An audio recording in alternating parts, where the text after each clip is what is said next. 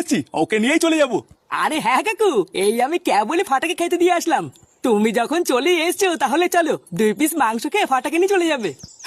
তোরা যা কি বলিস না। এই ফুটো খেয়েছে, ফুটো কোথায়?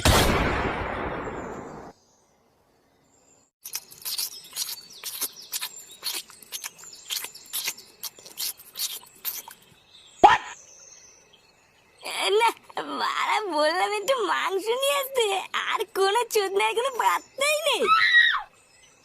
বা তরকারি মরকারি সব ঠান্ডা হয়ে গেল, বা একটু গরম করে নিতে হবে। বা গ্যাসেও আগুন ধরে না, কি ধরনের গ্যাস বাড়াধে।